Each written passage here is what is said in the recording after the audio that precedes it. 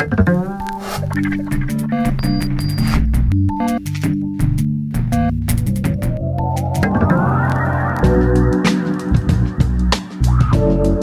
formateur pour une marque, c'est instruire un travail technique et artistique à des clients. Pour ces formations, il y a les patrons et les employés des salons clients de la marque. Devenir formateur, c'est avant tout une envie de transmettre son savoir. J'ai débuté en tant que coiffeur, j'ai 30 ans de métier maintenant, je me suis formé aux techniques de coupe anglaise pendant 10 ans dans différentes académies à Londres.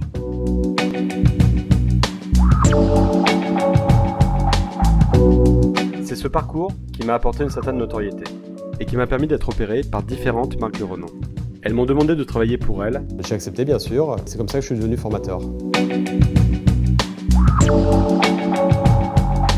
Le contenu du stage est déterminé par la maison de produits et accessoirement par les formateurs eux-mêmes. J'ai compté à peu près en gros 5 produits différents, vous voyez, pour vraiment texturiser la matière, faire deux choses différentes. Alors les qualités requises pour ce métier, c'est déjà bien connaître ces techniques, bien les assimiler pour pouvoir après les retranscrire. En fait, vous voyez, je travaille vraiment en point cutting, vous voyez, vraiment pour effiler le maximum cette matière-là. Il faut être pédagogue. Il faut savoir se mettre à la portée des stagiaires, on fait le même métier, donc en tant que formateur, on se doit d'être à la portée de ses clients.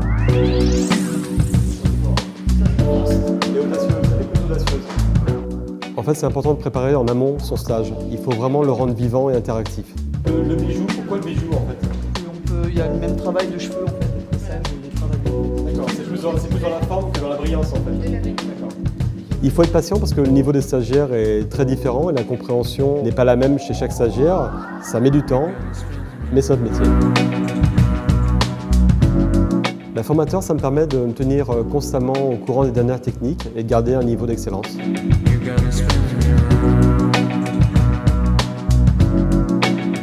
Les horaires sont difficiles et l'investissement en temps est lourd. On est souvent obligé de se lever très tôt, vers 4 h du matin, pour prendre nos premiers avions à 7 h, être sur le stage à 8-9 h, travailler 11 h, donc c'est pas évident car il faut souvent partir le dimanche et laisser sa famille.